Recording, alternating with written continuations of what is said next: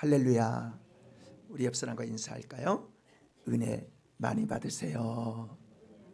아멘. 미국의 워싱턴 대학교 토마스 홈즈라고 하는 교수가 사람의 마음과 삶 속에서 일어나는 관계성이 어떠한가, 그걸 연구 보고한 내용이 있어요. 다시 말하면 생활에 우리 마음속에 어떤 영향을 갖게 되는가, 그런 연구죠. 근데 가장 큰 영향력을 주는 것을 100으로 삼고 그 점수에 따라서 이제 점점 그 점수가 매겨지는 그런 내용이에요. 근데 보니까 배우자의 사망이 요즘으로 말하면 스트레스죠. 스트레스 100%예요. 그리고 두 번째로는 살다가 이혼하는 경우가 73%입니다. 스트레스가.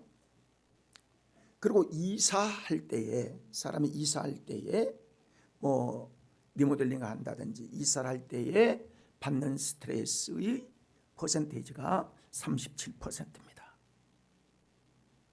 그리고 또 한 가지는 여인이 임신했을 때 그때 스트레스가 40%. 그런데 그 가운데 성탄절에 사람이 받은 마음의 어떤 스트레스라든지 아니면 마음의 어떤 감동이라든지 이 마음에 요동치는 게 그게 13%가 나왔다 하는 통계를 이해하고 있어요. 그러니까 우리가 살아가면서 예수님의 탄생이 그냥 사람들에겐 다 그렇고 그런 거야. 예수 믿는 사람만 그 관심이 있지 예수 믿지 않는 사람 무슨 관심이야, 이렇게 생각할 수 있을는지 모르지만 그렇지 않다는 거예요. 13%의 이 퍼센테이지가 성탄절에 무슨 일이 일어났을까? 성탄절이 무엇일까? 우리 인간에게 끼치는 영향력이 무엇일까? 하는 이런 내용들의 마음에 사람들이 느끼는 그 감도가 12% 정도, 12점 정도 됐다 하는 보고를 했습니다. 여러분, 아직도 세상 사람들은요, 이 성탄절의 의미가 전혀 느껴지지 않는 거예요. 성탄절이 되면요, 백화점을 중심으로 해서 상가를 중심으로 해서 먼저 설치기 시작합니다. 이 특수를 어떻게 누릴까? 이때 장사를 얼마나 할까? 매출이 얼마나 일어날까? 여기에 관심을 기울이지 예수의 탄생이 나하고는 전혀 관심이 없고 그것은 지나간 얘기, 역사의 한 페이지만 생각하는, 있었는지 없었는지 예수가 어떻게 나왔는지 뭐하는 사람인지 전혀 이해하지 못하는 그런 마음으로 살아가는 사람이 많이 있다를 알게 됩니다. 여러분, 예수님께서 생명의 빛으로 이 땅에 오셨는데 생명의 빛으로 오신 예수 그리스도를 맞이하는 그 절기가 대강절입니다. 대림절이라고도 하고요. 이 대강절은 예수님께서 나신 지, 출생하신 지 한 달 전부터 시작해서 1주, 2주, 3주, 4주가 지난 성탄 전야, 크리스마스 이브까지를 대강절, 대림절이라고 이야기를 합니다. 그래서 그때 한 주마다 촛불을 켜면서 한 주 지나면 더 밝게 하고 한 주 지나면 더 밝게 하고, 그래서 예수 그리스도의 탄생을 빛으로 오신 예수님을 맞이할 준비를 하는 그 절기 계절을 대림절 또는 대강절이라고 이야기해요. 라틴어의 원어를 보면 오신다, 그리고 도착하다, 이런 의미를 가지고 있는 것이 대림절의 의미입니다. 우리는 이 대강절을 의미 있게 보냄으로써 진정한 성탄절의 의미가 어떤 의미가 우리에게 있는지 우리가 많이 들었지만은 여러분 저도 잃어버리고 여러분도 잊어버려요. 그러니까 하나님의 말씀을 절기를 하나님이 주시고 우리에게 하나님께서 잊어버리지 않도록 하시는 이 일들을 우리가 성경 속에서 다시 한번 듣고 그리고 말씀을 가르침 받는 것이 우리에게는 얼마나 귀한 은혜요 복인가. 여러분 이 시간 하나님의 말씀을 듣는 것이 은혜의 시간인 줄 믿습니다. 아무나 듣는 게 아니에요. 하나님의 은혜를 힘입어야 듣게 되는 것입니다. 성탄절의 실제 의미가 무엇일까를 대강절을 통해서 우리에게 그 의미를 되새길 수 있는 그런 절기가 되어지는 것이죠. 다시 말하면 메시아이신 우리 주 예수 그리스도께서 이 땅에 오심을 간절히 기다림을 통해서 예수 그리스도께서 오신 성탄을 진정으로 기쁨과 경외함 가운데 맞이할 준비를 하는 이런 의미를 성탄 전에 우리의 마음을 마치 우리의 마음의 구유처럼 우리 주님이 탄생하여 그 어린 양 대신 예수 그리스도께서 염을통에 누이신 것처럼 우리도 겸손하게 주님의 은혜를 기다리는 성탄절이 되어지기를 원하는 것이죠. 자, 어떤 마음으로 우리가 성탄을 맞이하며 어떤 의미를 깨닫게 되어질 수 있는가? 여기 본문의 말씀을 보면요, 우리의 삶은 하나님의 목적과 의도가 있다는 사실을 깨닫는 거예요. 자, 함께 따라 할까요? 나의 목적은 하나님의 영광을 위한 생애가 되어야 한다. 하나님이 우리를 구원하셨어요. 하나님이 우리를 이끌어 가세요. 성령님께서 우리와 함께 하셔요. 성령님의 지시로 우리는 진리의 길로 가고 있는 것을 알게 됩니다. 마리아는 약혼만 한 여인이었습니다. 이걸 옛날 성경에는 정혼한 관계다. 우리는 약혼이고 그리고 옛날 그 용어가 어떻게 보면 우리에게는 더 익숙한 거고 정혼이라고 하는 것은 우리의 약혼과 비슷한데 약혼보다 훨씬 더 의미가 강한 거예요. 정혼한 그때부터 호족의 남편과 아내가 한 가정을 이루도록 호족에 올라가는 겁니다. 그때부터 결혼이 성립이 되는 거예요. 그러나 결혼식 하기 전까지는 첫날 밤을 치르지 아니한 이런 예가 그 혼례의 전통을 가지고 있는 히브리인의 전통이었습니다. 그러나 사실적인 것은 요셉과 마리아는 그때로부터 즉 약혼 때부터 한 부부가 되어진 거예요. 여러분, 처녀가 남편을 만날 정혼을 하고 약혼을 하면 그때부터 얼마나 마음이 부풀겠습니까? 남편도 그렇지만은 일생을 나는 부모를 떠나서 남편과 함께 일생을 살아가게 됩니다. 뭘 준비하고 어떤 생애를 살아가나? 어떤 가정을 이루어야 되나? 나는 여인으로서 어떤 일을 해야 되나? 새로운 미래에 대한 꿈을 꾸게 되지 않겠습니까? 그럴 것입니다. 그런데 이 여인에게 갑자기 천사가 찾아왔습니다. 그리고 마리아가 꿈에도 생각지 못했던 말씀을 전하는 겁니다. 뭐라고 하느냐면 내가 잉태하여 아들을 낳을 것이라는 말이었습니다. 여러분, 그런데 약혼만 한 정혼한 이 천사에게 이 마리아에게 천사 가브리엘이 나타나서 이야기를 전한다? 이건 전혀 이해가 되지 않는 거예요. 은혜를 입은 자여 평안할지어다. 내가 아들을 잉태하게 되리라. 너의 친척 엘리사벳도 아이를 원래 낳지 못했는데 이미 임신한 지 6개월이 되었다.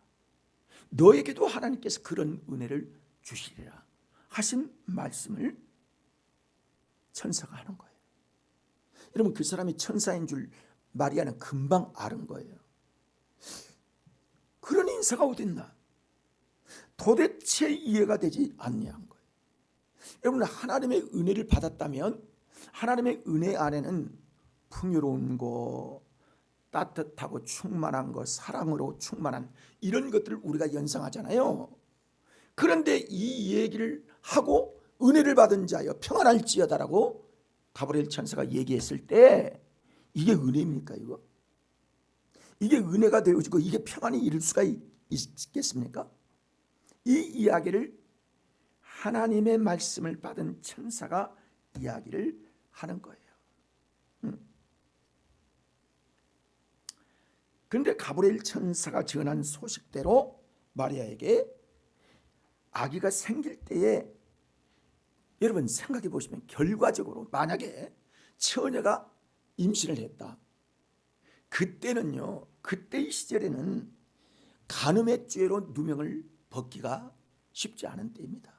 왜? 정혼한 사이가 이미 되었고 그리고 처녀일지라도 역시 마찬가지였습니다. 여러분, 그렇지 않는다 할지라도 수치와 경멸의 대상이 될 수밖에 없는 그런 상태가 되는 것이죠.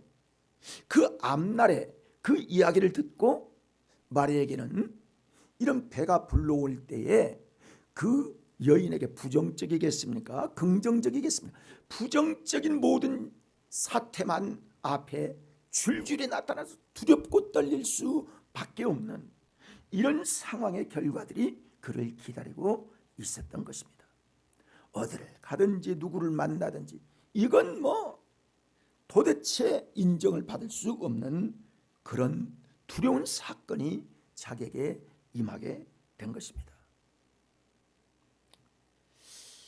근데 어떻게 이것이 은혜일 수 있겠는가? 자, 여러분, 우리가 이 은혜가 무엇이냐? 은혜는 한마디로 말하면요, 거저받은 선물을 은혜라고 그래요. 우리가 원어적 원래 보면 그렇거든요. 그러니까 내가 수고하지 않은 것을 하나님께로부터 선물로 받은 거, 이걸 은혜라고 한단 말이에요. 우리는 이 마리아에게서요, 하나님의 은혜가 무엇이냐, 하나님의 은혜의 정의를 한번 다시 생각해 볼 수 있는 귀한 말씀이 마리아의 잉태를 통해서 우리에게 깨닫게 하는 거예요.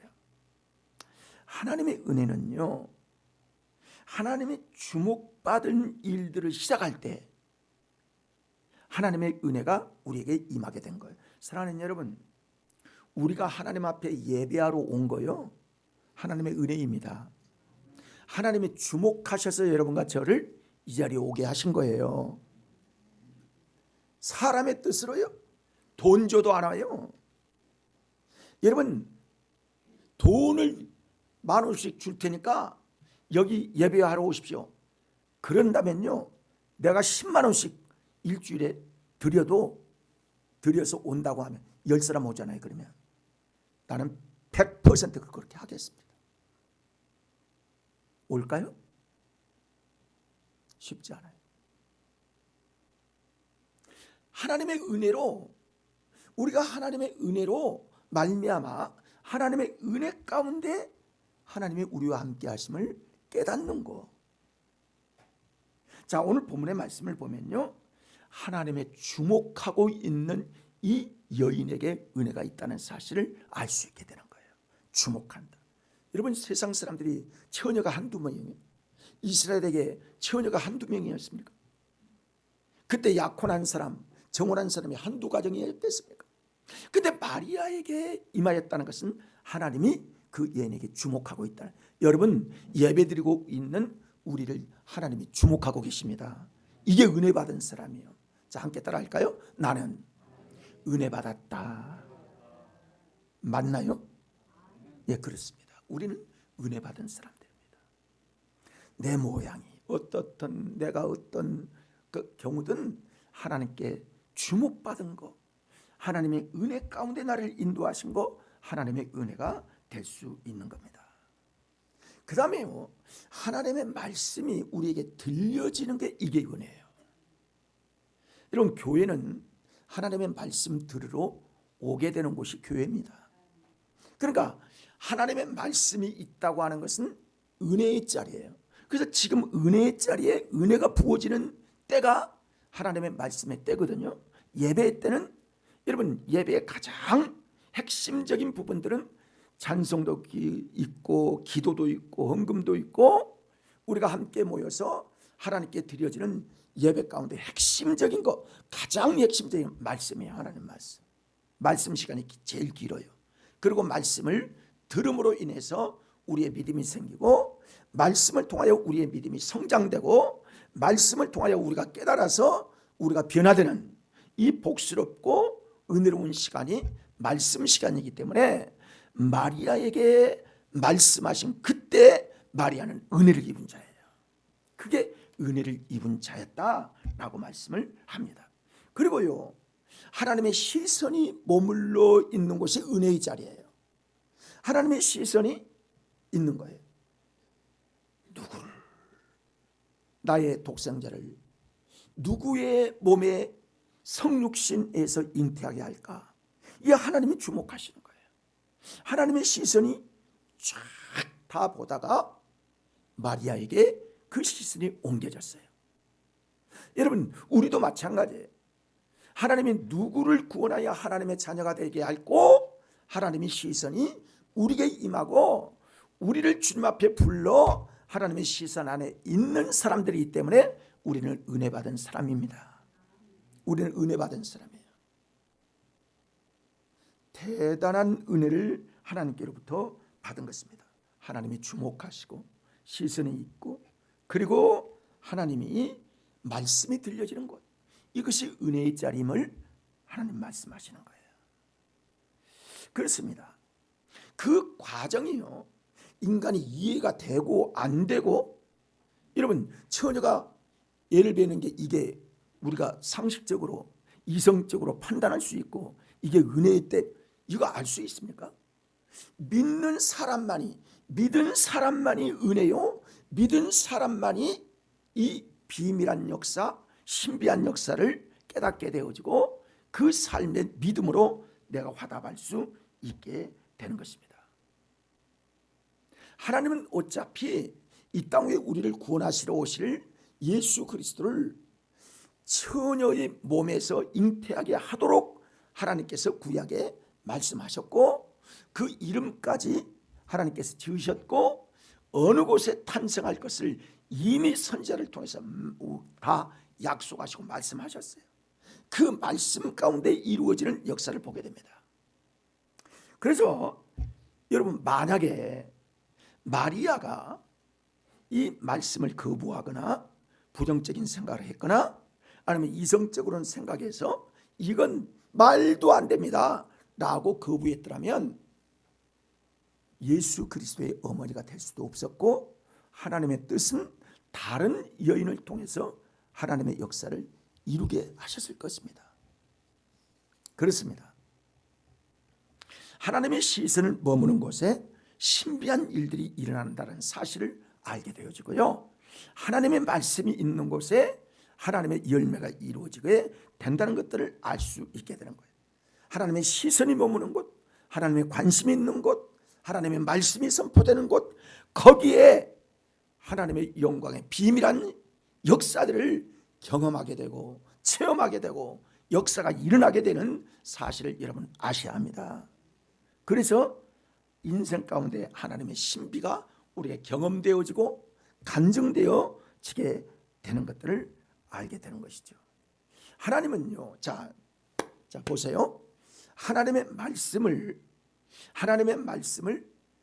말씀은 들음에서 믿음이 생기잖아요. 믿음을 통해서 하나님의 역사가 일어나잖아요. 그러니까 말씀을 하나님께서 전해지게 하시고 말씀을 담는 그릇은 여러분과 저예요. 근데 이 말씀이 잉태를 부르게 된다는 사실을 누가 생각이나 할 수 있겠습니까? 근데 말씀을 믿고 아멘하고 그 말씀을 수용하고 확신하면 그때 신비한 역사가 일어난 마리아처럼 우리에게도 하나님의 은혜의 역사가 일어나게 된다는 거예요. 이게 말씀의 능력이에요. 그래서 말씀은 능치 못함이 없다라는 사실을 알아야 합니다. 여러분, 내가 힘들거나 내가 이해가 되거나 안 되거나 이런 것, 이것보다도요, 하나님께서 강권하게 역사하신 이 역사는 우리에게 열매를 맺게 하시고 우리로 하나님의 신비한 세계를 경험하게 하시고 성령의 역사가 우리를 통해서 증거되는 간증을 나오게 하신다는 거예요. 하나님의 의도 가운데 포함되어 있다면, 나의 인생이 하나님의 의도 가운데 포함되어 있다면, 나의 인생을 성령께서 진리 가운데 인도하신다면 우리는 하나님의 일꾼으로 쓰임받고 하나님의 역사를 이루는 믿음의 사람들인 줄 믿습니다. 이걸 하나님이 알게 하신 거예요. 우리 그리스도인들이 성령님의 인도하심에 이끌고 있다면 사람의 눈으로 보기에는 은혜가 아닌 것도 있을 수가. 야, 저게 뭐야 은혜야. 세상 사람들은 다 돈 많고 출세하고 지위 높아지고 장수하고 이런 것들이 다 은혜로 여기지만 하나님께서 이렇게 사람의 생각대로 하지 아니하시고 정말 가난하고 정말 보잘것없는 요셉의 가문의 한 청년과 그리고 그의 아내인 마리아, 그 시골 그곳을 통해서 하나님의 영광의 역사가 일어났던 사실을 보면 이게 하나님의 섭리라는 사실이지요. 문제는 여러분, 하나님의 말씀은 지금도 계속 주어져요. 하나님의 성령은 우리 안에 거하셔요. 근데 그 하나님의 말씀을 내가 어떻게 받느냐, 내가 어떻게 그 말씀을 내가 확신하느냐, 그 말씀대로 내가 사느냐에 따라서 하나님의 역사는 중단되기도 하고 흘러넘치기도 하고 하나님의 역사는 약속대로 우리에게 믿음대로 역사되어지는 것입니다. 이 역사는 믿음을 통해서 이루어지게 되는 거예요. 이게 우리의 책임이에요. 말씀이 주어지는 것까지는 하나님의 역사요, 우리에게 내가 그 말씀을 어떻게 수용하느냐는 내 책임인 거예요. 여러분, 믿어야 합니다. 하나님의 말씀은 믿어야 되는 거예요. 여러분, 35절을 보면 그런 말씀을 하세요. 천사가 대답하여 이르되 성령이 내게 임하시고 지극히 높으신 이의 능력이 너를 덮으시리니 이름으로 나실 바 거룩한 이는 하나님의 아들이라 일컬음 받게 하리라.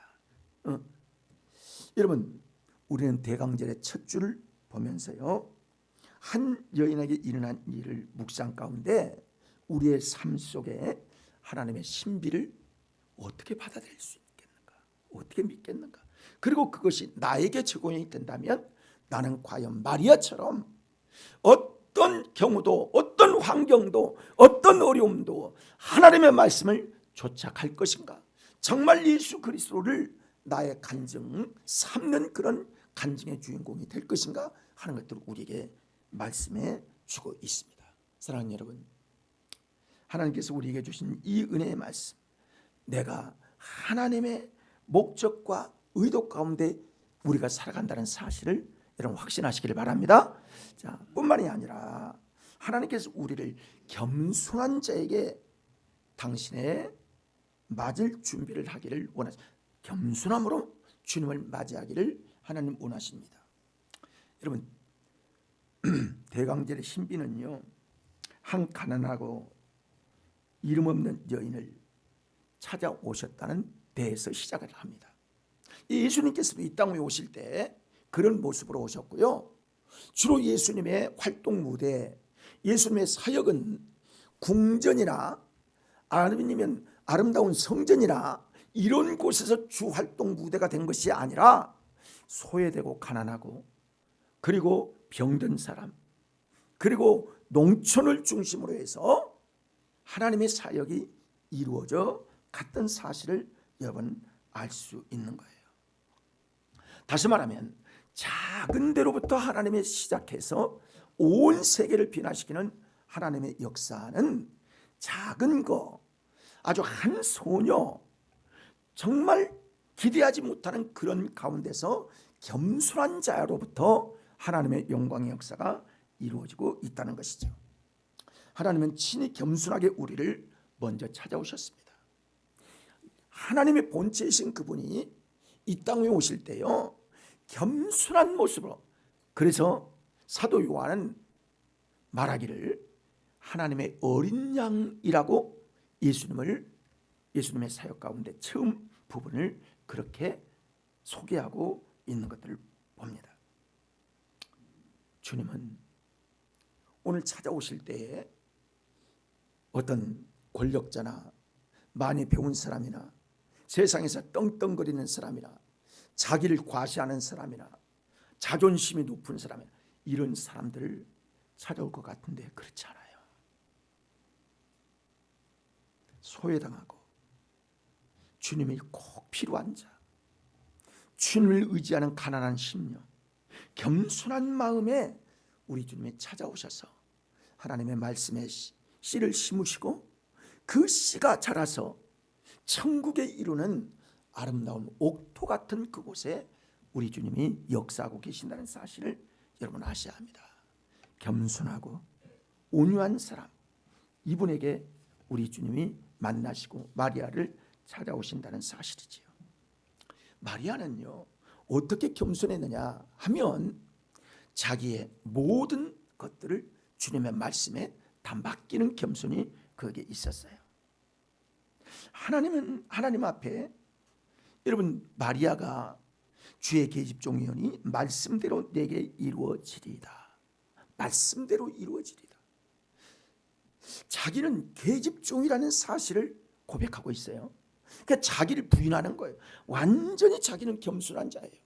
하나님의 말씀 앞에 여러분, 우리를 나타낼 수 있는 사람이, 그런 자격이 있는 사람이 있나요? 그럴 만한 자신이 있는 사람이 있나요? 그럴 만큼 우리가 어떤 엄청난 힘이 있고 지혜가 있고 우리에게 세상적인 어떤 것 배경이 있다고 해서 우리가 하나님 앞에 쓰임받게 되는 겁니까? 그렇지 않습니다. 마리아는 겸손으로 자기를 드러냈습니다.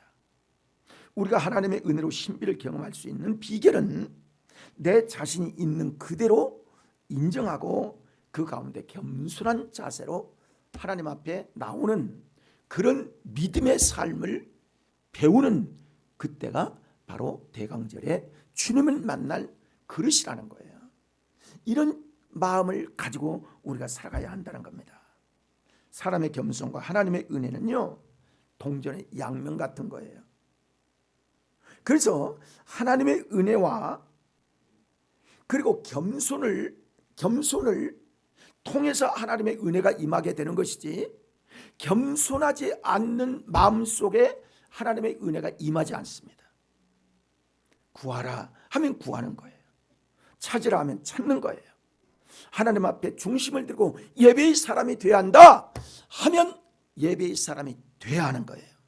그리고 겸손하게 하나님을 경배하고 찾아야만 하나님의 신비한 은혜를 깨닫게 되고 하나님의 성령의 도우심을 힘있게 되는 것입니다. 여러분, 그렇지 않는 신앙생활은요, 수십 년 해도요 하나님의 은혜를 몰라요. 하나님을 만날 수가 없어요. 찾지 않고 어떻게 하나님을 만나요? 기도하지 않고 어떻게 하나님의 경험을 해요? 하나님의 응답을 어떻게 받을 수가 있나요? 여러분, 저는 여러분에게, 저도 그렇고 여러분도 그렇고 우리가 그래야 합니다. 함께 따라할까요? 더 깊어지자. 다시 한번 더 깊어지자. 하나님께 더 깊어져야 합니다. 어떻게 깊어져요? 겸손함으로 깊어져야 합니다. 온유함으로 깊어져야 합니다. 때로는요, 하나님의 선택의 때는 인간의 선택 기준은 완전히 다른 거예요. 세상적인 조건이 전혀 구별되어 있지 않는 사람일지라도 하나님의 놀라운 일을 감당할 사람은 어떤 사람이냐? 겸손한 사람이에요. 겸손한 사람. 그래서 고린도전서 1장 28절 29절을 보면, 띄워보세요. 같이 읽어봅니다. 하나님께서 세상의 천한 것들과 멸시받는 것들과 없는 것들을 택하사 있는 것들을 패하게 하시나니 그랬습니다. 예, 네. 자, 이는 더 읽어봐요. 이는 아무 육체도 하나님 앞에서 자랑하지 못하게 하려 하십니다. 우리가 하나님 앞에 자랑할 게 뭐가 있어요? 하나님의 은혜죠, 모든 것들이. 오늘 말씀을 통해서 마리아의 겸손함, 다른 모습을 우리가 보게 됩니다. 아, 그렇구나. 겸손한 마리아를 하나님께서 말씀하시고 그 말씀을 그대로 믿고 자기 중심을 다 하나님께 드리는 이 겸손한 사람이 하나님의 은혜를 힘입었구나. 나는 주의 계집종이니 말씀대로 내게 이루어지리다. 이 고백이 마리아의 고백이었음을 알게 됩니다. 어떤 추운 겨울날이요, 한 선교사로 나가기 위해서 선교사를 가기 위해서는 선교센터에서 선교부에서 그 사람의 영적 소양, 인격 이런 것들을 다 테스트해서 구별해서 보내거든요. 근데 어떤 한 사람에게 이제 선교센터에서 파송위원회에서 이런 얘기를 하는 거예요. 당신은 내일 새벽 3시에 나의 사무실 앞으로 나오세요. 이제 그 위원 중에 심사위원 한 사람이 자기를 이제 테스트하는 거예요. 지금 이제 그 사람을 어떤 사람인지, 갈 만한 소양이 있는 사람인지 테스트하기 위해서 새벽 3시에 나오라고 한 거예요. 그래서 그 선교사 후보생이 3시에 나갔어요. 여러분, 새벽 3시에 나올 수 있나요? 쉽지 않아요. 우리처럼 새벽 기도 한다 할지라도 새벽 3시에 뭐 습관이 되면 모르지만 쉽지 않아요. 3시에 갔더니 안 나오는 거예요. 그 위원이 안 나오는데 기다리는데 아침 8시가 되니까요, 그 목사님이 나오는 거예요. 이거 보통 사람 같으면요 열받아서 그냥 다 도망갔어요. 근데 이 선교 후보생은 기다리고 있는 거예요.